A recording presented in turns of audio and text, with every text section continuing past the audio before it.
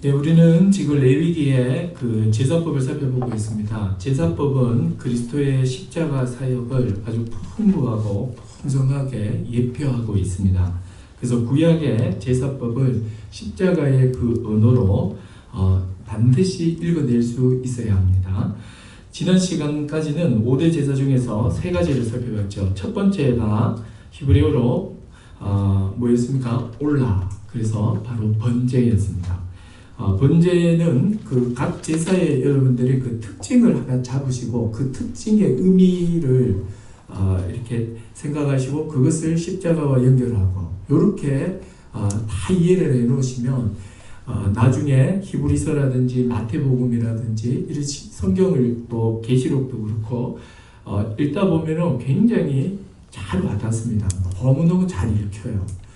그래서 여러분 그 번제의 가장 큰 특징이 무엇이었습니까? 바로 모든 재물을 남김없이 다 태운다는 겁니다. 그죠? 태워서 드립니다. 싹 다 태웁니다. 그래서 이 번제는 모든 제사의 기초며 원령이라고 했죠. 모든 제사는 이 그 번제에서 분화되었다라고 말할 정도로 이 번제가 모든 제사의 원령이고 또 제사들마다 이 번제의 의미가 공통적으로 다 가지고 있습니다.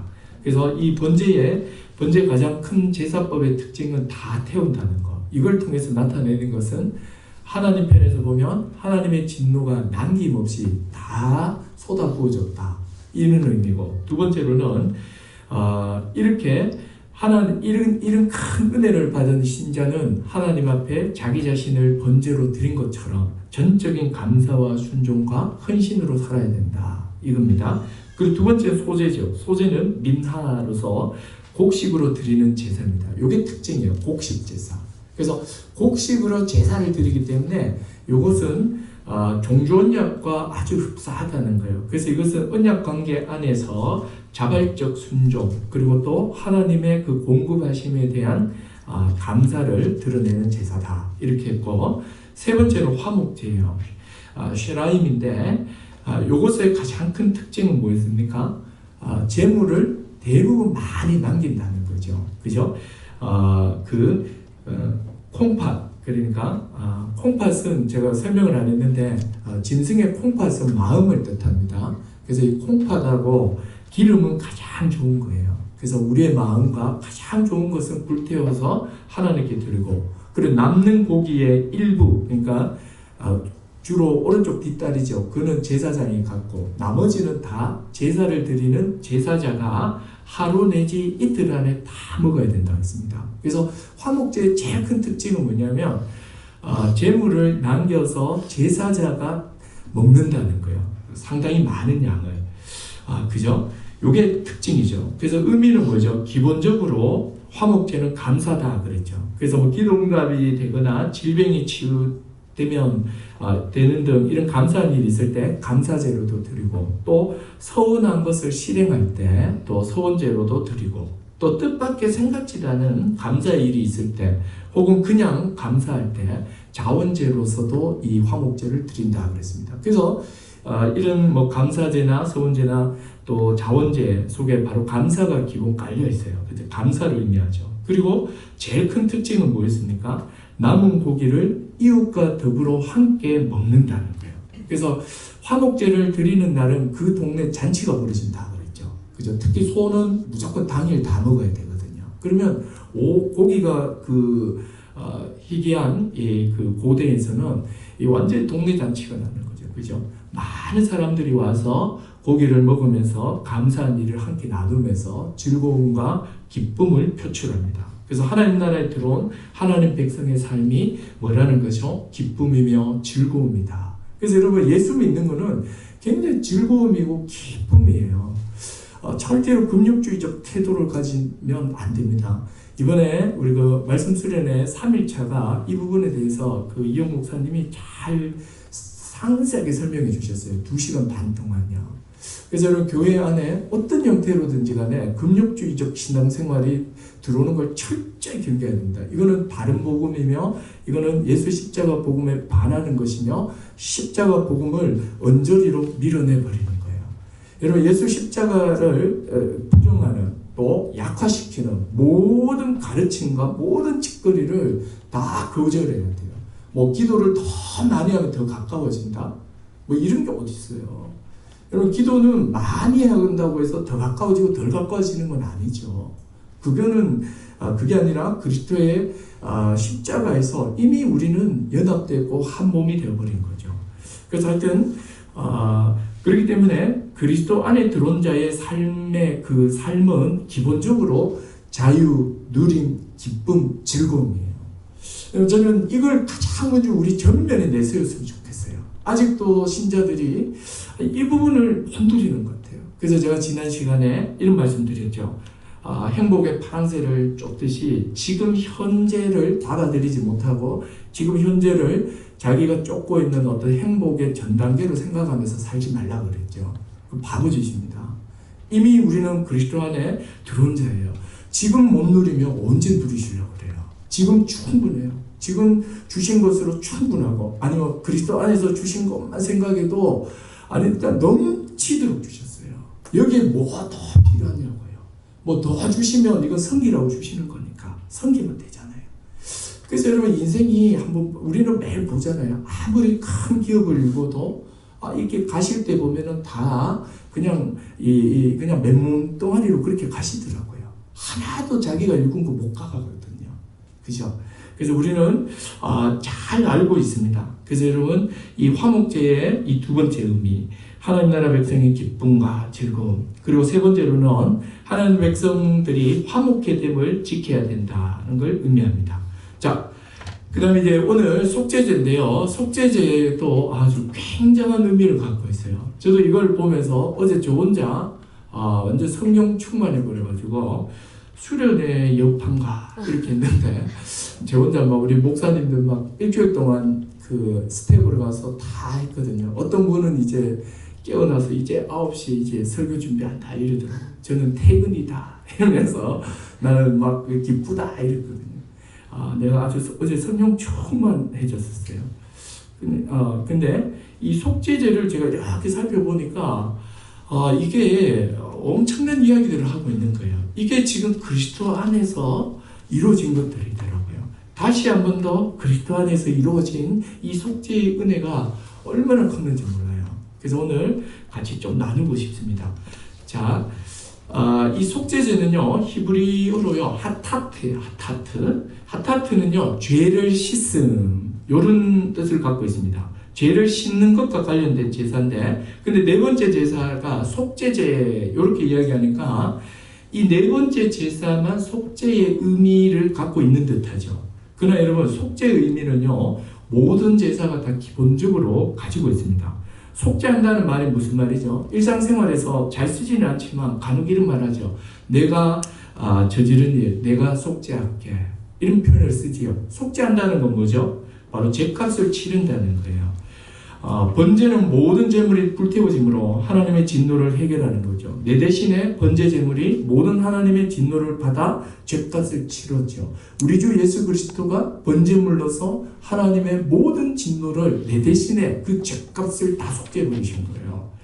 소제도 기본적으로 하나님께 불살라 드림으로 죄값 치르는 의미가 있고, 화목제도 짐승에게 안수를 하고 화목 제물을 잡았거든요. 그 속에도 뭐냐면 속죄 의미가 들어가 있는 거예요. 자, 이렇게 보니까 네 번째 제사를 속죄제 이렇게 이야기하니까 이 제사만 속죄의 의미를 갖고 있는 것으로 오해할 수 있습니다. 그래서 저는 이걸 속죄제라고 말하지 말고 차라리 이렇게 대다수의 학자들은 또 이렇게도 부르기도 합니다. 정결제다 이렇게 말합니다. 그래서 여러분들이요, 속죄제다라고 이해를 하시고, 기본적으로 모든 제사에는 속죄 의미가 다 있어요. 그런데 이 네 번째 속죄 제사의 강조점은 뭐냐면, 다른 제사와 다른 강조점이 뭐가 있냐면 정결케 하는 의미가 들어가 있어요. 그래서 보통은 정결제다라고도 말합니다. 이 죄값을 치른다는 의미와 함께 죄로부터 오염된 사람과 사물을 깨끗하게 씻는다는 의미가 아주 강합니다. 그래서 이것을 정결제다 이렇게도 말해요. 자, 그러면 이제 그래서 속죄제를 정결제로 이해하면 되고, 자, 이제부터 자, 요거를 여러분들이 잘 따라가 보셔야 돼요. 자, 지금부터 하나님의 그 거룩하고 이게 왜 정결제가 필요한지 제가 지금 이렇게 쭉 설명을 할 테니까요. 여러분들 잘 이해해 보십시오. 자, 여러분 왜 이 속죄제가 필요할까요? 왜 정결제가 필요할까요? 여러분 레위기 서론 기억나세요? 레위기에서는 모든 세상을 거룩의 관점에서 두 개로 나누죠. 어떻게 나눈다 그랬습니까? 그죠? 그죠? 감사합니다. 이래서 목사가 필요하죠, 그죠? 그죠? 이 진짜 목사 주신 게 되게 감사해요. 우리 머리에 한계 때문에 주신 것 같아요. 너무 잘 안 하셔도 돼요. 저도 까먹었어요. 저도 봤어요. 사람 잘 잊어요. 자, 거룩의 관점에서 여기 레위기에서 세상 만물을 보는 관점이에요. 레위기적 관점에서 세상은 두 가지로 본다고 그랬죠. 하나는 뭐가 있죠? 거룩한 것과 또 속된 것, 거룩하지 않은 것. 근데 거룩한 것이 있고 속된 게 있다고요. 타락한 세상은. 그러면 이 속된 것 안에는 또 두 가지가 있다고 그랬죠. 기억나요? 이건 뭐가 있죠? 예, 정결한 것과 부정한 것. 이렇게 이루어져 있다고 했습니다. 자, 그래서 근데 여기서 우리가 거룩은요, 거룩은 하나님만 가지고 있는 건데, 거룩은 두 가지를 통해서 거룩해지는 거예요. 첫 번째는 뭡니까? 하나님께 소유될 때 거룩해집니다. 또 하나님이 뭐 할 때? 접촉할 때. 여러분 지금 하는 모든 이야기는 구약에서 하는 거룩의 개념이에요. 그래서 거룩이라는 것은 하나님이 뭔가를 이렇게 세상에 그 부정하고 또 이 속된 것, 거룩하지 않은 세상, 속된 것에 하나님께서 딱 이건 내 소유야 해버리면 그 사물은 거룩해져 버려요. 그리고 또 하나님께서 딱 접촉해버리면 거룩해져요. 그죠? 그래서 이 두 가지를 통해서 거룩해지는 거예요. 그러면 이 세상에서 구약에서 가장 거룩한 장소는 어디였습니까? 하나님이 가장 이렇게 딱 접촉하고 계시는 곳, 그거 어디였습니까? 바로 지성소였죠. 그리고 가장 또 거룩한 민족은 누구였습니까? 모든 민족 가운데 누구만 거룩한 민족이었죠? 이스라엘 백성이. 왜 그렇습니까? 언약을 통해서 하나님이 그들을 자기의 뭘로 삼아버렸어요? 소유로 삼았기 때문에 이들이 거룩해진 거예요. 그죠? 그래서 구약의 거룩은 그분의 소유가 되거나 그분에게 접촉될 때 거룩해지는 거예요. 근데 문제는 이 거룩한 사람이 부정한 것에, 아까 그랬죠. 속된 것, 이 세상은 거룩하지 않아 속되다 그랬잖아요. 속된 게 있다 그랬잖아요. 거룩하게 된 자가 속된 것에 접촉을 하게 되면 어떻게 됩니까? 더럽혀져요. 그래서 거룩한 사물이, 거룩한 백성이 부정한 것에 접촉이 되면 불결해집니다. 하나님의 백성은 그래서 늘 정한 것과 부정한 것을 구분하고 부정을 피해야 돼요. 모든 부정의 근원이며 부정의 숙주는 죄입니다. 죄는 부정의 숙주이면서 부정의 근원이에요. 죄를 딱 짓게 되면 어떻게 됩니까? 거룩한 자도 죄를 딱 짓게 돼버리면 바로 부정하게 됩니다. 거룩한 자만 부정해지는 게 아니에요. 거룩한 자가 접촉한 것도 다 부정해져 버려요.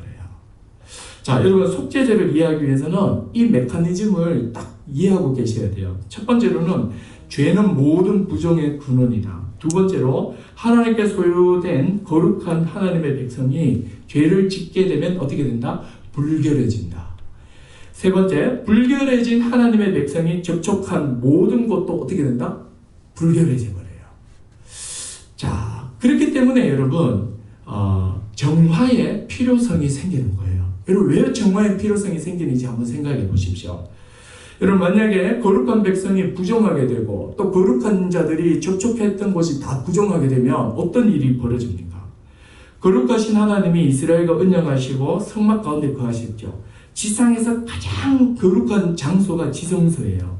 그리고 지성소는 휘장이 쳐져 있고 휘장 너머에 있는 여기에는 그 향단이 있고 그리고 밑에는 등잔이 있고 맞은편에는 떡상이 이렇게 있잖아요. 이걸 우리가 성소라고 하죠. 또 성소 밖에 나가면 물두멍이 있고 번제단이 있는 성막 뜰이 되어 있습니다. 여러분 제가 이렇게 예배당 안에 딱 들어오다 보면 우측에 그 성막 모형이 있죠. 제가 안 치우죠. 왜 안 치우는지 잘 생각하세요. 레위기 설교할 동안에는 계속 보셔야 해요. 계속 보셔야 돼요. 완전히 머릿속에 다 집어넣고 계세요. 그래야 이해가 잘 됩니다. 자, 그렇게 이렇게 이루어져 있단 말이에요. 근데 가장 거룩한 곳은 하나님이 계시는 곳이고, 이 하나님 계시는 지성소에서 점점 멀어질수록 덜 거룩해지는 거죠. 맞죠? 거리로서, 물리적 거리로서 거룩을 나타내는 거예요. 그뿐 아니라 또 성막의 재료와 사람의 신분으로서 거룩을 드러냅니다. 가장 거룩한 지성소에 들어올 수 있는 사람은 누구라고 그랬습니까? 한 명밖에 없죠. 누구밖에 없죠? 대제사장 한 명, 1년에 한 번. 성소에는 들어올 수 있는 사람은 또 누구예요? 누구만 들어오죠? 떡상하고 있는데 요는 제사장. 그리고 그다음 그 성막들에는 누가 들어올 수 있습니까? 일반 평민들은 다 들어올 수 있는 거예요. 그죠? 요렇게 딱 구분되어 있단 말이에요. 자, 한번 보십시오. 하나님의 거룩에 가장 가까이 있는 사람이 대제사장이고, 그 다음이 제사장이고, 그 다음이 일반 백성이에요. 속죄제를 이해하기 위해서는 거룩이 신분에 따라 다르다는 걸 알아야 돼요. 자, 그래서 오늘 이 본문을 한번 보세요. 4장부터 이 본문을 보시면은 이렇게 서술 방식이 다르단 말이에요. 다른 그 제사, 번제나 소제나 화목제는 주로 제물에 초점을 맞췄거든요. 제물이 소일 경우에, 양일 경우에 이렇게 갔거든요. 그런데 속죄제는 달라요. 속죄제는 어떻게 되어 있습니까? 4장 1절부터 5장 13절, 특히 4장 1절부터 끝까지 한번 보세요. 다 어떻게 되어 있습니까? 제사장이 죄를 지었을 때, 또 온 이스라엘이 죄를 지었을 때, 또 일반 평민 중에서 족장이 죄를 지었을 때, 또 그냥 일반 백성이 죄를 지었을 때, 그러니까 죄를 지은 사람에 따라서 지금 기술을 하고 있는 거예요. 이게 왜 이렇게 기술하는지 아시겠습니까? 대제사장이 죄를 딱 지어버리죠. 그러면은 그 사람이 접촉한 것도 더럽혀지잖아요. 성소가 더럽혀지는 거예요. 그럼 일반 백성이 죄를 지으면 뭐 성소 안에는 안 들어오니까 괜찮지만 뜰이 어떻게 됩니까? 더러워져 버린 거예요. 그러면 여러분 어떤 일이 벌어지겠어요? 이렇게 성소가 이렇게 또 예를 들어 이렇게 막 이스라엘 백성이 계속 죄를 짓게 되면 이 죄가 막 차고 누적이 돼서 차고 넘쳐서 지성소까지 침범에 들어올 수 있어요. 그래서 이제 1년에 한 번 그 속죄일에 이걸 처리하기도 합니다. 그래서 여러분 그 4장 한번 보세요. 2절 한번 보세요. 2절 같이 한번 읽어볼게요. 자, 4장 2절 시작.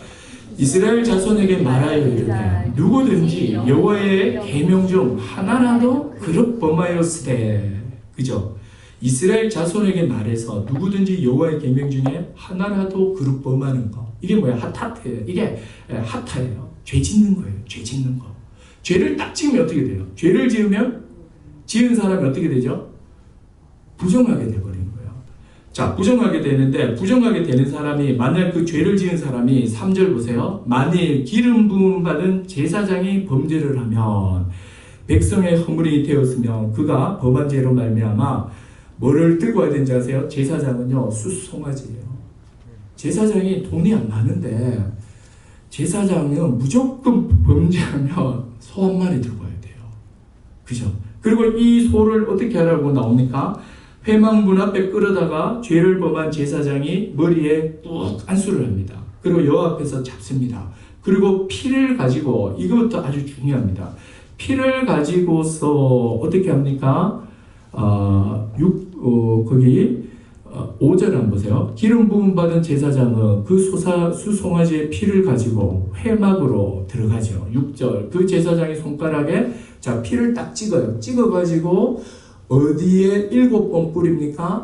성소와 지성소에 이렇게 가려져 있는 휘장에다가 7번을 이렇게 피를 이렇게 뭐 이렇게 대접 같은 데 있으면 이렇게 해서 1번, 2번, 3번, 4번, 5, 6, 7번 뿌려야 돼요. 7번은 완전 수죠. 완벽하게 다 뿌려요. 그러면 피가 엄청 많이 남아 있겠죠. 소피니까. 그러면 그 많은 피를 이제 들고 어디로 나갑니까? 7절에 하면 제사장은 또 그 피를 여호와 곧 회막 앞에 있는 향단 뿔들에 바르고, 자 휘장이 이렇게 해서 휘장 앞에 뭐가 있다고 그랬습니까? 향단이 있죠. 그 향단을 요래 받치는 테이블인데 거기 뿔이 4개가 있습니다. 그 뿔에다가 또 발라요. 이렇게. 그죠? 7절에 그렇게 나오죠, 지금. 그리고 또 그 송아지 피 전부를 또 들고 가서 어디로 갑니까?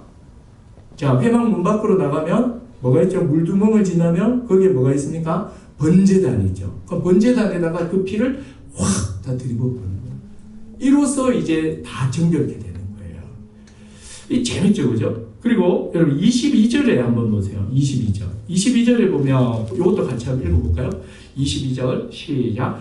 만일 족장이 그의 하나님 여호와의 계명 중 하나를 부지 중에 자기가 모르고 범하여 허물이 있으면 어떻게 하라고 합니까? 뭐를 끌고 가야 되죠? 염소예요, 염소. 그리고는 그 염소에다가 머리에 이렇게 하고, 그 다음에 뭐 잡는 곳에 잡고, 속죄제예요.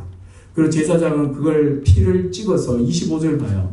어디다가 찍어서 바릅니까? 제사장이 어디다 발라요? 25절에? 번제단에 바르죠. 성소가에 안 들어가죠.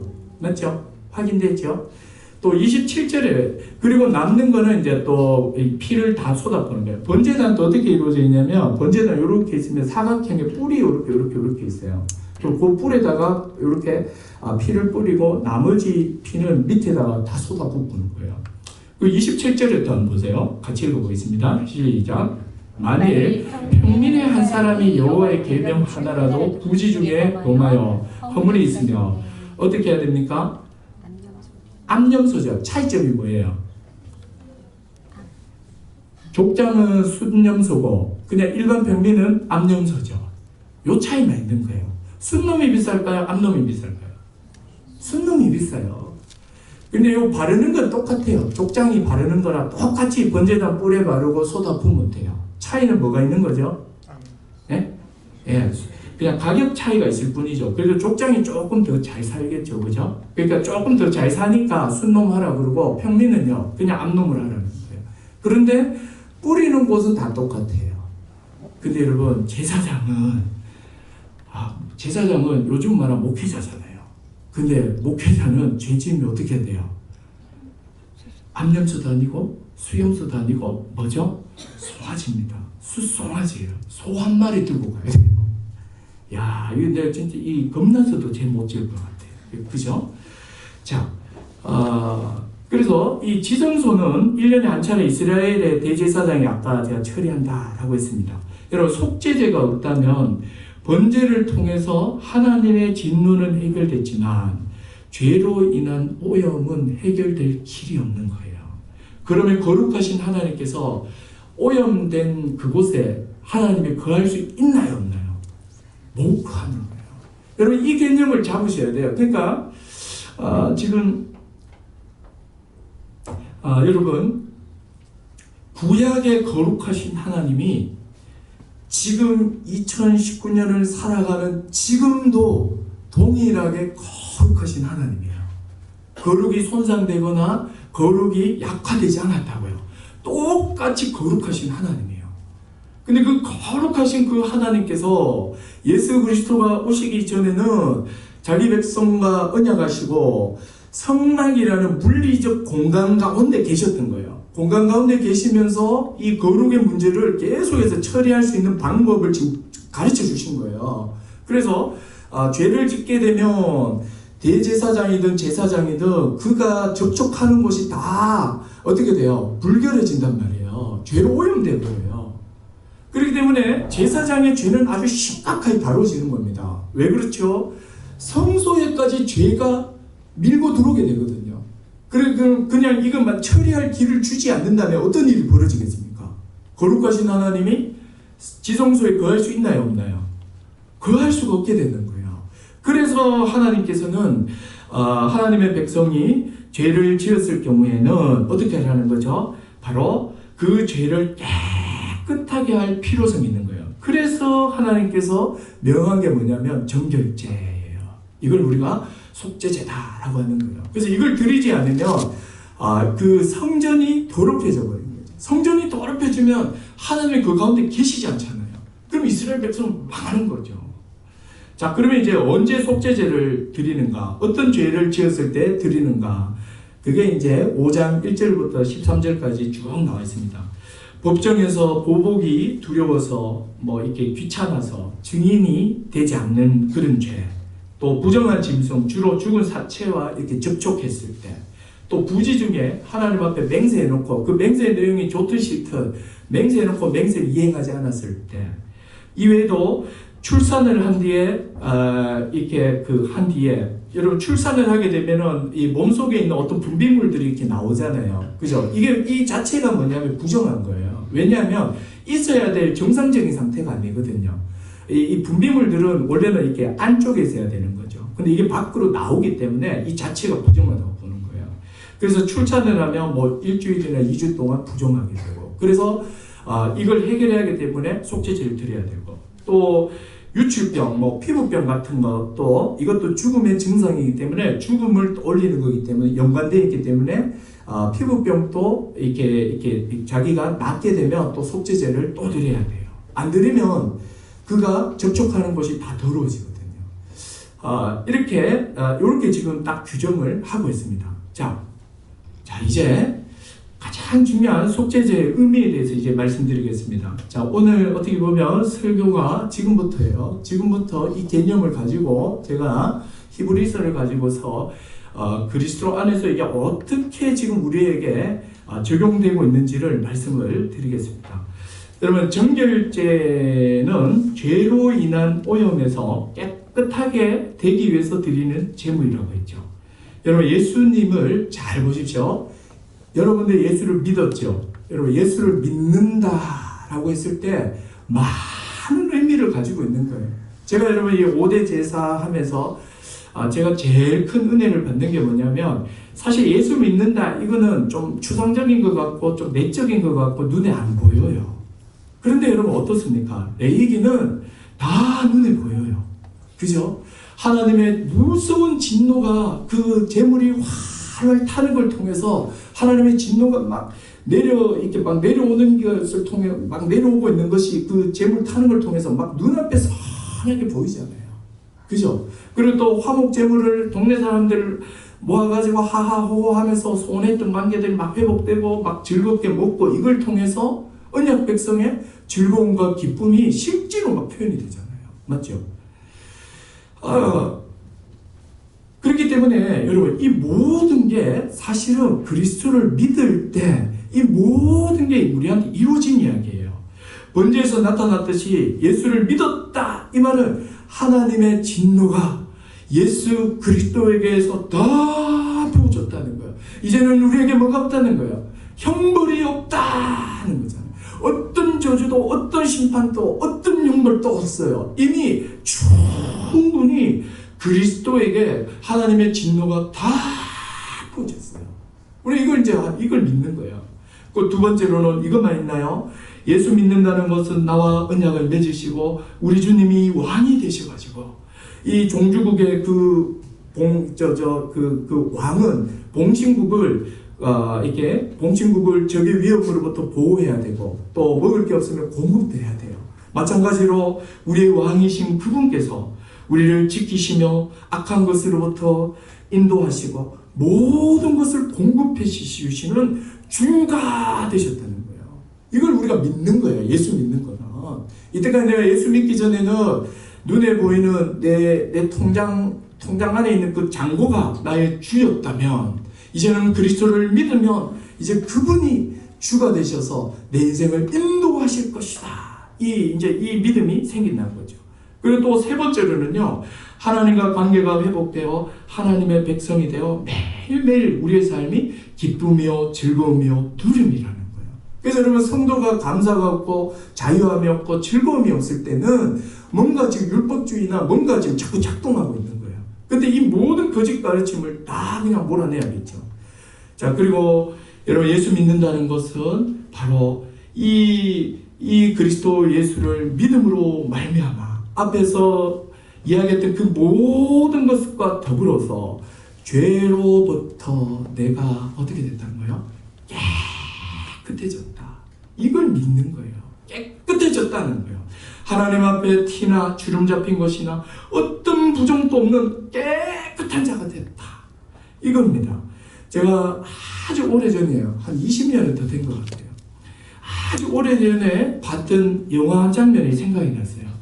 주인공인데 한 여자가 이렇게 산사가 있는 이렇게 산 속에 있는 절 옆에 계곡이 있었어요. 흐르는 그 계곡물에 자신의 몸을 담그고서는 이 아주 날카로운 돌을 이렇게 찾아가지고 자기 몸을 막 문지르면서 막 흐느껴 울고 있는 거예요. 이 여인은 거리의 여자였습니다. 해맑고 순수했던 과거로 돌아갈 수 없게 된 자기 몸에 이 붙어있는 그 더러움을 막 씻어내려고 막 지금 현재 삶을 막 후회하면서 돌로 막 자기 몸을 이렇게 문지르고 있는, 벗겨내고 있는 그 장면이었어요. 그러나 아무리 벗겨도 마음속에, 기억 속에 박혀있는 그 더러움은 씻을 수가 없었던 거죠. 그래서 울고 있었던 겁니다. 여러분, 우리는요, 다 하나님의 거룩하심 앞에 설 수 없는 철저히 더러운 자들이었습니다. 구역질 날 만큼 죄 가운데 산 자들이에요. 우리끼리 있을 때는요, 우리가 이렇게까지 더럽고 이렇게까지 악한지를 잘 몰라요. 우리는 다 더러운 자이기 때문이죠.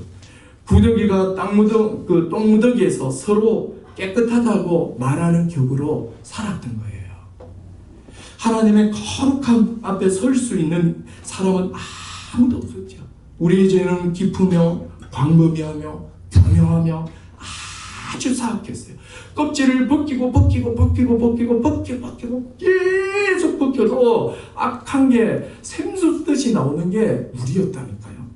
정말 더러운 시궁창 냄새가 폴폴 나는 게 우리였죠.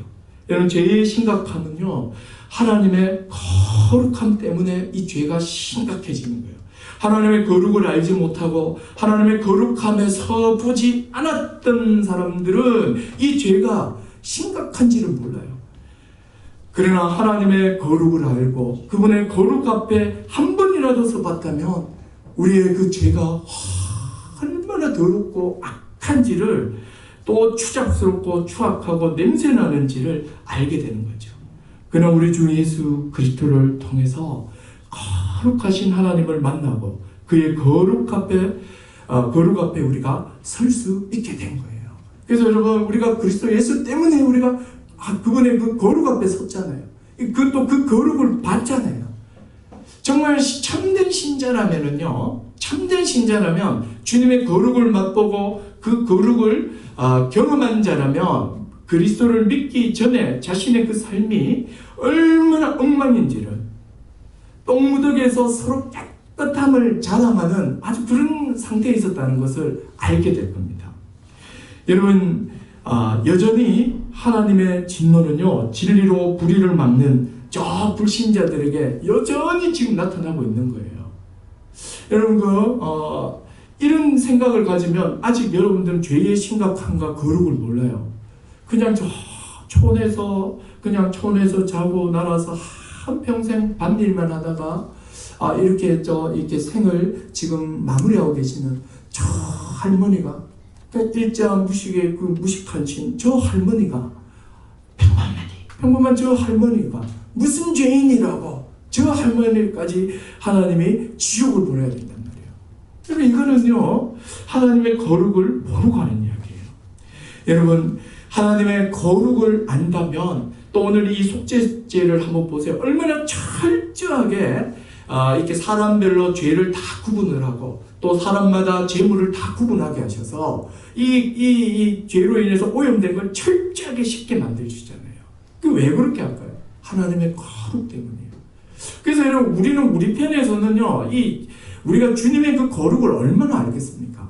우리가 우주의 크기를 우리가 안다고 해본들 우주에 얼마나 보고 있겠습니까, 우리가? 여러분, 하나님의 그 거룩은 상상할 수가 없습니다. 감사하게도 우리는 우리 주 예수 그리스도의 십자가, 대속적 형벌적 죽음으로 인해 진노가 사라졌죠. 그뿐 아니에요. 여러분, 지금은 눈에 보이는 성전이 없죠. 눈에 보이는 손으로 지은 저 성전에 하나님이 거하지 않아요. 지금은 죄사함 없고 자기 백성된 우리 가운데 성령으로 우리 가운데 계신 거예요. 자, 여러분, 여기서 한번 생각해 보셔야 돼요. 한번 생각해 보십시오. 구약이나 지금이나 하나님의 거룩하심은 똑같아요. 여전히 그분은 거룩하세요. 죄로 인한 더러움으로 함께할 수 없다고요. 여전히 그분은 불결한 자들과 함께할 수 없습니다. 우리는 이것을 성막을 통해서 오늘 똑똑히 봤죠. 피를 휘장에도 뿌리고 번제단에도 바른 거예요. 정결하지 않으면 하나님이 거할 수 없기 때문에 철저하게 죄로 오염된 걸 다 씻어내는 거예요. 왜요? 성막에 거하셔야 되니까. 근데 그 거룩하신 하나님께서 지금은 그런 물리적인 성막에 계시는 것이 아니라 누구 가운데 있다고 그랬습니까? 예수 믿는 하나님의 백성, 교회 가운데 있다, 이렇게 이야기하잖아요. 여러분, 그럼 여러분 한번 생각해 보셔야 돼요. 그분은 여전히 똑같이 거룩해. 그분은 어떤 불결함도 함께 할 수 없어. 그런데 지금 그렇기 때문에 구약에서는 막 이 피로 온갖 데 다 이렇게 바르면서 깨끗하게 했잖아요. 근데 동일하신 그 거룩하신 하나님이 자기 백성 가운데 거하시는데 우리는 피를 안 뿌리잖아요. 우리 지금 피 안 뿌리잖아요. 뭐 들어오실 때 제가 이렇게 피 뿌렸습니까? 문지방에 한번 뿌리고 또 내가 누구 이렇게 죄고백 때려가지고 여기 누구 성도 자리인데 요 자리가 좀 더러워 이러면서 내가 와서 이렇게 피 탁 뿌리겠습니까? 제가 중간에 거짓말을 했다. 그래, 이 관계상이 더러워졌어. 여도 뿌리고 여러분, 이거 피 뿌리기 시작하면 여기 그냥 빨간 페인트로 다 칠해야 돼요. 다 칠해야 돼요. 근데 우리는 피를 안 뿌린단 말이에요. 왜 그렇습니까? 예수 믿는 우리 안에 성령으로 하나님이 거하시죠. 자, 정결하지 않으면 거할 수 없죠. 예수 그리스도를 믿으면 하나님의 진노가 사라졌을 뿐 아니라 그리스도 안에서 정결케 됐기 때문이에요. 베드로전서 1장 2절이에요. 자, 한번 가보십시다. 지금부터 요거 하나 찾고 히브리서 찾으면서 오늘 히브리서로 마무리할 건데 베드로전서 한번 보세요. 베드로전서 1장 2절이에요. 자, 신약성경 낯설죠. 구약만 계속 오다가 자, 신약성경 다 찾으셔야 돼요. 377페이지입니다. 자, 한번 보세요. 1장 2절 한번 천천히 한번 읽어봐요. 뭐라고 하는지. 자, 같이 한번 읽어봅시다. 자, 377페이지 베드로전서 1장 2절 시작. 곧 하나님 아버지의 미리 아심을 따라 성령이 거룩하게 하심으로 순종함과 예수 그리스도의 피뿌림을 얻기 위하여 택하심을 받은 자들에게 편지하니 은혜와 평강이 너에게 더욱 많을지어다. 자, 그리스도의 피뿌림을 얻기 위하여 택하심을 받은 자들에게 주님이 우리를 택하시고 어떻게 했다고 합니까? 그리스도의 피를 뿌렸다, 이렇게 말하는 거예요. 우리는 이 피 뿌렸다는 것이 아닌 거예요. 바로 이거 속죄소 그 개념을 가지고 온 거예요. 피를 휘장에 뿌리고 단에 뿌리고 향단에 뿌림으로 죄로 오염된 것을 깨끗게 했잖아요. 하나님께서는 택하신 자들을 택하시고 그리스도의 피로 어떻게 하셨다는 거죠? 우리에게 뿌리셨다. 그리스도의 피를 우리에게 뿌리심으로 이제 우리가 어떻게 된 거예요? 깨끗하게 된 거예요. 얼마나 놀랐습니까? 근데 또 어떤 사람이 이렇게 아주 그 경험주의적인 사람은 내가 피를 맞은 경험이 없습니다, 이렇게 이야기를 해요. 정말 내가 예수 믿을 때 갑자기 피가 진짜 이렇게 팍 뿌려지는 이런 느낌이 없었다는 거죠. 여러분, 예수 믿을 때 하나님께서 우리 죄를 깨끗하게 하셨다라는 선언이에요. 이걸 믿으셔야 돼요. 성경은 죄의 더러움으로부터 정결케 하는 것이 양이나 염소의 피가 아니라 그리스도 예수의 피임을 이야기하는 거예요. 오히려 그리스도 예수의 그 피가 오기 전까지 양이나 염소나 소를 통해서 한시적으로 일시적으로 이 정결케 되는 것을 보여줬던 거예요. 이제는 실체이신 그리스도가 예수 십자가 보혈을 십자가에서 뿌리심으로 그걸 믿을 때 어떻게 되는 거예요? 마치 양이나 소나 핏뿌림이 우리에게 있는 것처럼 믿을 때에 그리스도의 피가 우리에게 뿌려지고 우리가 깨끗하게 되어버린다는 거예요. 여러분, 이제 히브리서 한번 가보세요. 자, 히브리서 9장으로 가보세요. 앞쪽으로 넘기셔야 돼요. 야고보서가 있고 그 뒤쪽에 있죠. 자, 히브리서 9장 한번 봐요. 자, 9장 22절 한번 봐요. 9장 22절.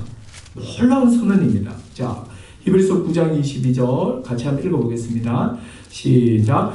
율법을 따라 거의 모든 물건이 피로서 정결하게 되니 피 흘림이 없은즉 사함이 없다. 율법을 따라 모든 물건이 피로서 죄로 오염된 것이 깨끗하게 된다. 제 속죄죄를 이야기하는 거예요. 정결죄를 말하는 거예요. 피가 죄를 깨끗게 한대요. 9장 11절 12절 한번 또 보겠습니다. 11절 12절입니다. 우리 같이 한번 읽어볼게요. 시작.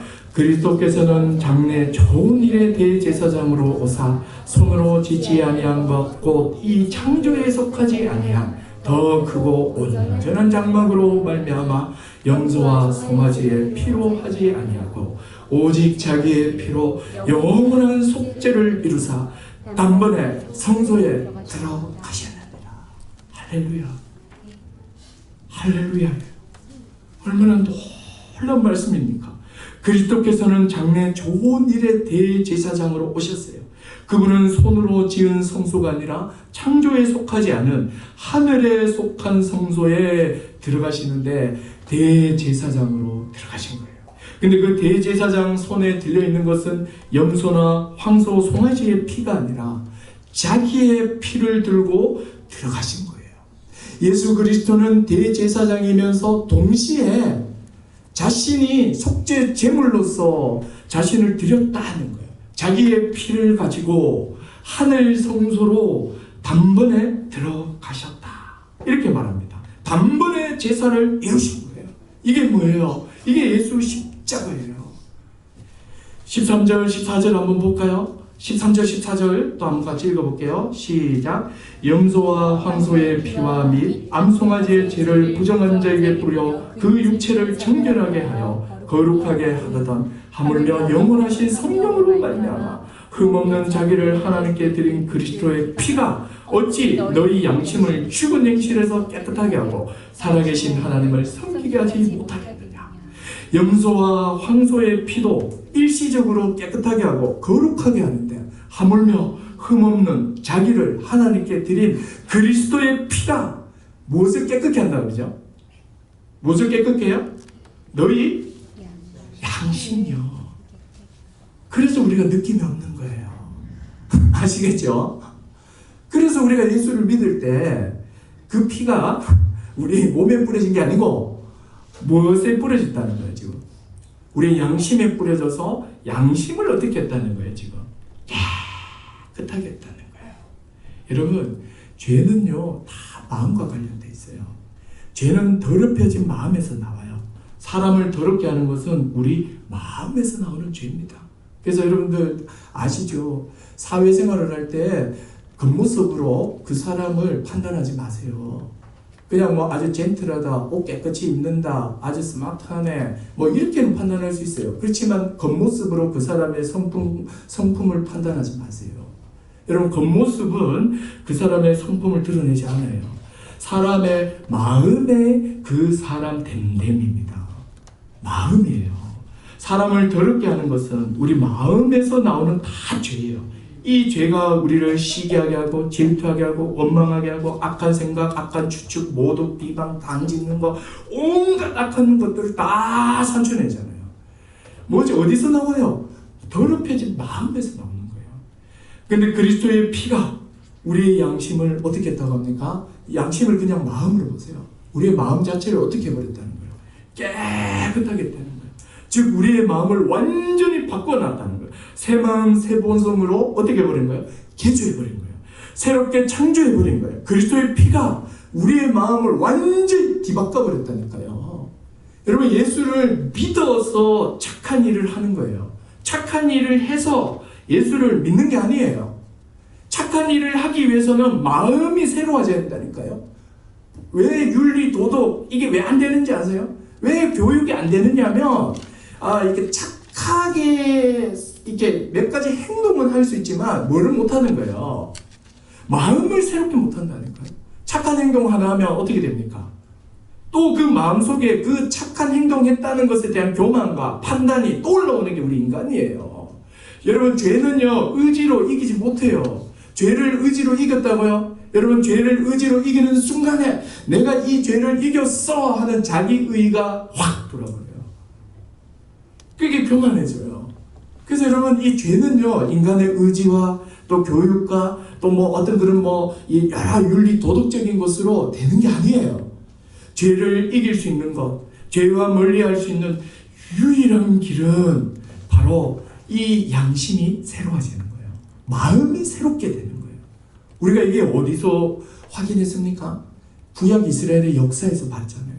구약 이스라엘 백성들은 하나님과 언약을 맺었지요. 그들에게 율법도 있었고 성막도 있었고 하나님의 은혜도 있었고 율법을 가르치는 레위인도 있었고 또 죄를 지었을 때는 이것을 해결하는 제사법도 줬어요. 근데 그들이 구약의 그 구약 역사 동안 그들이 했던 게 뭐죠? 율법을 하나도 못 지켰어요. 다 못 지켰어요. 그 결국에는 이스라엘이 그 북이스라엘이 망하더니 이제 250년 뒤에는 남유다까지 망하면서 다 포로로 붙잡혀왔잖아요. 그때 하나님께서 새 언약을 주셨죠. 이제 내가 너희와 언약을 맺으리니 그때 애굽에서 나왔을 때 맺은 그 옛 언약과 다른 새 언약을 맺겠다. 이러면서 그 새 언약의 핵심이 뭐죠? 내가 너희 마음에 부드러운 마음을 주겠다. 새로운 마음을 창조해버리겠다는 거예요.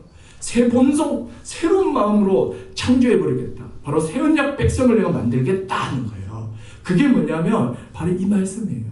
예수 그리스도를 믿을 때에 성령이 우리 가운데 오시게 되고 죽었던 그 양심이 살아나게 되고 그리고 이 모든 죄로부터 더럽혀져 있는 것이 깨끗하게 돼서 완전히 하나님을 대적하는 마음에서 하나님을 사랑하고 하나님을 기뻐하고 즐거워하고 또 하나님과 교제를 좋아하는 완전히 새로운 인간으로 창조해버리시는 겁니다. 아주 깨끗게 해버리시는 거죠. 그래서 여러분, 그리스도를 믿을 때 우리는 핏뿌림이 일어나서 마음이 새롭게 된 자가 되는 거예요. 그래서 우리는 이렇게 이야기할 수 있다. 새 양심, 새 마음, 새 본성이 창조된 자인 거죠. 그래서 하나님께서 우리를 깨끗하다고 하늘 법정에서 선언하셨습니다. 그분이 깨끗하다고 하는데 누가 우리를 고소하며 누가 우리를 공격합니까? 우리는 새 마음, 새 본성, 새롭게 창조된 자예요. 하나님을 사랑하며 이웃을 사랑하며 의를 사모하고 죄를 미워하는 전혀 새로운 자가 된 거죠. 이게 바로 우리예요. 계속 볼까요? 19절, 20절 한번 보세요. 10장입니다. 10장 19절, 20절 한번 봐요. 히브리서, 나중에 히브리서 강의 한번 하면 너무 은혜로울 것 같아요. 한번 보세요. 10장 19, 20절 같이 읽어보겠습니다. 시작. 그러므로 형제들아, 우리가 예수의 피를 힘입어 성소에 들어갈 판결을 얻었나니 그 길은 우리를 위하여 휘장 가운데로 열어놓으신 새로운 살 길이요 휘장은 곧 그의 육체니라. 여러분, 지금은 우리가 성전이 됐다 그랬죠. 왜 주님께서, 그 거룩하신 하나님께서 왜 우리 가운데 성령으로 거할 수 있는지 아세요? 예수 그리스도께서 휘장을 찢어 넣으시고 거기 한번 보세요. 우리를 위하여 휘장 가운데 열어놓으신 새로운 살 길이 열렸기 때문이에요. 우리를 새로운 본성, 새 마음, 죄로 오염된 모든 것을 다 정결케 하고 다 깨끗게 해버리신 거예요. 그래서 그리스도의 피로 덮인 공동체이기 때문에 하나님께서 그의 거룩한 신령이 성령으로 계속해서 거하실 수 있는 거예요. 이게 여러분 신자입니다. 얼마나 놀라운 말씀입니까? 여러분, 우리에게는 새로운 살 길이 열린 거예요. 새로운 살 길이에요. 전혀 새로운 존재가 되어 왕의 지성소에 이제 다 들어가 있는 거죠. 지금 얼마나 놀랍습니까? 이게 교회라고도 말할 수 있는 거죠. 우리는 하나님께서 지난날에 우리의 모든 죄와 과오를 그 아들의 피로 덮으시고 깨끗하다고 선언하셨습니다. 그래서 우리는 그뿐 아니라 우리를 아주 그냥 새로운 사람으로 만들어 놓으신 거예요. 그렇기 때문에 여러분, 마귀의 속삭임에 속지 마세요. 마귀는 끊임없이 우리한테 와서 과거의 그 한 죄, 과거의 그 어떤 한 실패, 실수, 그 한 죄, 그 계속해서 발목을 잡아요. 여러분 중에 혹시 이런 사람 있나요? 배우자든지 가까운 사람이든 친구든지 간에 내가 저 사람한테 심각하게 잘못한 게 있기 때문에 저 사람을 용서했어. 근데 자기가 완전한 용서는 아니지만 용서는 표면적으로 했어. 근데 자기가 자기 마음에 그 심각한 어떤 그 죄 때문에 자기 마음에 잔상이 계속 남아있어. 그래서 과거에 그 내가 잘못했던 그것 때문에 그 사람한테 잘해주는 사람이 있어요. 무슨 말인지 아시겠습니까? 이 지금 내가 이렇게 이게 좀 가까운 관계에 있는데 내가 그 사람한테 과거에 잘못했는 그 실수, 처리하지 못한 그 죄, 그것 때문에 미안해서 잘해주고 있나요? 미안해서 막 참아주고 있나요? 미안해서 자꾸 이렇게 꼬리를 내리나요? 여러분 이거 한번 생각하셔야 돼요. 여러분 머지않아 그렇게 살아가시면 머지않아 여러분은 그리스도가 주시는 이 자유함과 또 이 죄로부터 이 해방감, 그리고 또 하나님 앞에 있는 이 존경을 다 잃어버릴 거고, 그 관계는 다 경색될 것이며 관계는 표면적이 될 것이고 나중에는 분란으로 끝날 겁니다. 여러분 우리는 그렇게 살면 안 돼요. 또 이런 경우도 있을 수 있어요. 내가 어떤 특정한 사람에 대해서는 그런 게 없어. 근데 내가 이제 어린 날에 예전에 어떤 실수가 있었어. 그때는 내가 모르고 지은 거야. 근데 그 죄가 너무 이렇게 커. 또 예수를 믿어보니 또 교회 안에 내가 진짜 믿겠다고 딱 들어보니까 내가 그 지었던 과거에 지은 게 너무 크게 와닿아. 그래서 도저히 내가 그거는 이 무게가 너무 커서 이게 해결이 안 돼. 그러면서 신앙생활을 하면 할수록 자꾸 자기가 더럽다고 느껴지고 추하다고 느껴지고 자기가 자꾸 싫어져. 자신감 자꾸 없어져. 혹시 여러분 그런 게 있나요? 여러분 그런 거 있다면 오늘 23절을 여러분들 보셔야 돼요. 23절을 한번 보십시오. 같이 한번 읽어볼게요. 23절. 자, 23절 시작. 또 약속하신 이는 믿으시니 우리가 믿는 도리의 소망을 움직이지 말며 어떻게 하라? 굳게 잡아라. 여러분 약속한 그 우리가 믿는 도리의 소망을 굳게 잡으래요. 우리가 믿어야 될 도리의 소망, 또 소망뿐 아니라 믿는 도리, 그게 뭐예요? 22절 아니에요? 21절, 22절이에요. 같이 한번 읽어볼게요. 시작. 또 하나님의 집 다스리는 큰 제사장이 계심에 우리가 마음의 뿌림을 받아 악한 양심으로부터 벗어났고 몸은 맑은 물로 씻음을 받았으니 참마음과 온전한 믿음으로 하나님께 나아가자. 여러분 참마음과 온전한 믿음으로 하나님께 나아가자. 여러분 하나님 편에는 아무 문제가 없다니까요. 왜 여러분들의 기억과 내 마음속에 그걸 처박아 놓고 마귀의 속삭임에 계속해서 넘어갑니까? 여러분 그것 때문에 잘해주고 그것 때문에 그러지 마세요. 또 그것 때문에 자기를 비하하거나 자기를 더럽다고 여기시면 안 돼요. 이미 속죄의 피가 그리스도 예수 안에서 다 뿌려졌잖아요. 그래서 지금 하잖아요. 우리에게는 누가 있다고? 큰 제사장이 계시네. 우리가 마음의 뿌림을 받아 제사장이고 또 그분이 제물이 돼서 그 피가 우리 마음의 뿌림을 받아 그 악한 양심으로부터 벗어났고 몸은 맑은 물로 씻음 받았다. 그러므로 우리는 이제 참마음과 온전한 마음 믿음을 가진 자다. 우리는 이미 전혀 새로운 자가 됐다는 거예요. 그럼 이런 분도 있어요. 그럼 과거에 내가 그 잘못을 했을 때 그 잘못에 대해서 내가 책임져야 되지 않습니까? 예, 책임져야 돼요. 그래서 속건제가 있는 거예요. 그래서 다음 주에 속건제를 알아볼 거예요. 얼마나 완벽한지 아시겠죠? 하나님이 이 죄를 얼마나 이렇게 완벽하게 다루시는지 몰라요.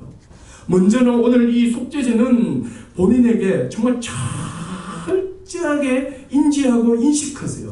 여기에 계속 머물러 계셔야 돼요. 여러분들 자신을 인지하는 데 있어서 조금이라도 과거의 어떤 실수나 그 어떤 죄나 거기 망령에 그 사로잡혀가지고 자기를 이상하게 생각하고 추하다 여기고 또 이게 하여튼 그렇게 막 비하하면서 그렇게 있다면 또 그것 때문에 사람들을 잘해주고 있다면 십자가 복음을 안 붙드는 거예요. 오늘 여기 있는 것처럼 23절에 약속하신 이를 믿으시니 우리가 믿는 도리의 소망을 움직이지 말며 뭐하라? 굳게 잡으시라고요. 믿는 이 도리를 굳게 잡으시라고요. 이걸 굳게 잡아야지. 뭘 잡으십니까? 그리스도가 십자가에 주신 이 모든 것을 꽉 잡으세요. 손에 쥐가 날 정도로 꽉 잡으세요. 이게 여러분 우리가 해야 될 일이에요. 그리고 어떻게 사셔야 되는지 아세요? 24절, 25절로 사시면 돼요. 24절 같이 읽어보겠습니다. 한 절 시작. 서로 돌아보아 사랑과 선행을 구하며 예, 바로 사랑하며 살면 돼요. 그죠? 사랑하며 사는 거예요. 이때까지는 악한 양심에, 악한 마음의 특징은요, 자기중심적이잖아요. 자기를 위해서 먹고, 자기를 위해서, 자기밖에 없는 게 악한 본성이에요. 그러나 이제는 우리가 전혀 새로운 존재가 되었기 때문에 이제는 원래 하나님의 의도한 인간의 그 자연스러운 삶, 사랑하며 사는 거예요. 여러분, 어느 정도로 살아야 되는지 아세요? 이런 사람이 있어요. 자기가 자기 중심으로 쭉 살다가 이제 예수 이렇게 탁 믿고 나서 탁 변화됐는데, 갑자기 그냥 자기 후배한테 물을 탁 떠주는 거죠. 있을 수 없는 일이 막 벌어지는 거예요. 그러면 싹 돌아서면, 내가 물을 떠주다니. 이러면서 혼자 뿌듯하게 막 하는 거죠. 그런데 어떤 때는 막 고고하게 막 싫을 때, 주여, 나는 새로운 사람입니다. 하게 해주시옵소서. 이러면서 또 막 하고 이렇게 하잖아요. 자, 근데 이게 다 연단의 과정이고요. 우리가 어디까지 가야 되냐면, 고민이 하나도 안 되고, 자기가 대견스럽게도 안 느껴질 만큼 생활이 돼버린 거예요. 그냥 사랑하는 삶이 그냥 돼버린 거예요. 그때까지 우리가 막 연단받으면서 고민하면서 치열하게 사랑하며 살아버려야 돼요. 그리고 또 25절 한번 보세요. 25절. 자, 이 사랑하며 사는 그 결정이 뭔지 보세요. 25절 같이 읽어보겠습니다. 시작. 모이기를 패하는 어떤 사람들의 습관과 같이 하지 말고 오직 보다여 그날이 가까움을 볼수록 더욱 그리하자. 모이기를 패하는 사람들의, 제가 대학 때 하여튼 어떤 단체에 있었는데, 제가 이게 하는 인이 박히도록 그냥 들었어요. 조금만 모임 안 가려 그러면 맨날 히브리서 10장 25절에 모이기를 패하는 사람들은 어떤 습관 가지 말고, 또 뭐 큐티 막 가기 싫어, 히브리서 10장 25절에 모이기를 패하는. 와, 난 이 구절 정말 진짜 목사로서 이 말하면 안 되지, 막 정말 파내고 싶었어요. 와, 이렇게 그냥 걸려가지고 뭐 맨날 모이기를 패하는 사람들. 근데 모임이 너무 많아. 설에도 수련회 2박 3일 잡아놓고 모이기를 패하는 사람들에 이렇게 하고 앉았으니 설도 못 가고 추석도 못 가고, 심지어는 주일날 오후에 나도 청년부 해야 되잖아요. 모이기를 패하는 사람들이요. 와, 이건 아니다 싶어서 제가 용감하게 뛰쳐나오고 IMF 가서 결혼을 했습니다. 거기서 결혼도 못했어요. 자, 이게 보십시오. 이게 뭐냐면, 단순히 그런 모임을 말하는 것이 아니에요. 모이기를 패하는 어떤 사람들의 습관. 이게 뭐냐면, 이렇게 교회로 살지 않는 사람이에요. 개별적 존재로 살고 싶어 하는 사람들이에요. 여러분 한번 보십시오. 이 교회라는 존재가, 여러분, 우리는, 이렇게 예수 그리스도를 믿음으로 죄사함 받고 하나님 백성이 되고, 또 하나님의 자녀가 되고, 또 상속을 얻게 되는 그 신분, 아들, 또 우리의 상속권, 이런 걸 다 갖게 되죠. 이건 다 개인에게 일어난 거예요. 근데 여러분, 성경은 이것만 이야기하지 않죠. 오히려 더 많이 이야기하는 건 뭡니까? 에베소서에 보면, 이제 너희가 그리스도 예수 안에서 어떻게 됐다는 거죠? 한 세 사람이 됐다. 하나가 되었다. 한 가족이 됐다. 그러면서 이 하나가 됐다는 것을 아예 이미지로, 세 가지 이미지로 확 보여주죠. 하나의 시민이요, 하나님의 권속, 가족이요, 성전이요. 그냥 가족이야, 한 몸이야, 이렇게 이야기해버리는 거예요.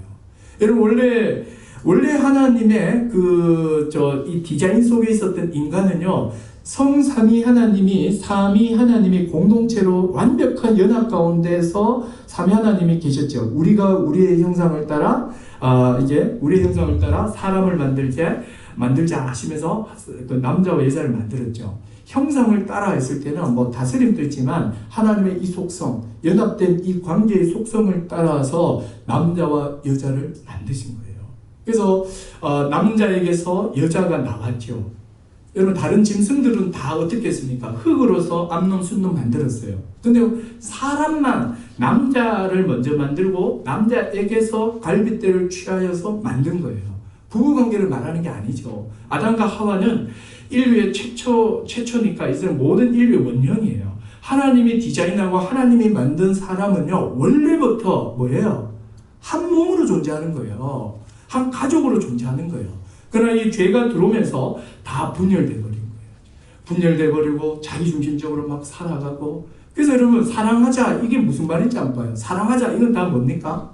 다 자기를 위해서 살지 말고 어떻게 살자는 거예요? 다른 사람을 위해서 살자 아니에요. 여러분, 이게 쉬워지려면요, 한 몸으로 살면 쉬워요. 한 몸이 되면 쉽다니까요. 한 몸이 되지 않은 상태에서는 다른 사람을 위해서 사는 게 그렇게 힘든 거예요. 그래서 여러분, 거룩은요, 교회를 이루지 않으면 절대로 거룩하게 살 수 없습니다. 교회는 제가 이번에 수련회에서 아주 들었던 그 명언이에요. 교회는 가는 곳이 아니라 교회가 돼야 되는 거다. 그런 거죠. 교회는 장소가 아니잖아요. 교회는 우리예요. 교회로 살지 않으면 절대로 거룩하게 살 수 없고 경건하게 살 수가 없어요. 오늘 이런 맥락에서 10장 25절에 모의를 피하는 사람들의 습관, 이게 뭐겠습니까? 바로 개별화되어 있고 파편화되어 있고 자기를 위해서만 자기중심적으로만 살아가는 저들의 습관과 같이 하지 말고 오직 뭐나요? 주님 오심이 가까우면 가까울수록 더 우리가 하나로 살아가자, 더 교회로 살아가자, 지금 이렇게 말하는 겁니다. 여러분, 이게 바로 예수 십자가를 통과한 사람들의 삶의 양식이에요. 그래서 여러분, 거룩하게 사는 비결은 딴 거 없어요. 예수 십자가를 믿음으로 교회가 이루어져서 교회로 살아가시면 거룩을 실현해 가는 거예요. 개인 경건이 아니라요. 이제 말씀을 정리하겠습니다. 사실 제가 한 가지 더 봐야 돼요. 다음 주에 볼 건데 오늘 못한 건 뭐냐면 속죄제의 제물을, 그러니까 속죄제에 이렇게 드리고 난 그 제물의 처리가 화목제물하고 완전히 다르죠. 화목제물을 먹었잖아요. 그런데 속죄제 제물은 회막문 밖에 버려야 돼요. 근데 이것이 또 히브리서 기자는 영문 밖에 버려진 그리스도와 연결을 해요.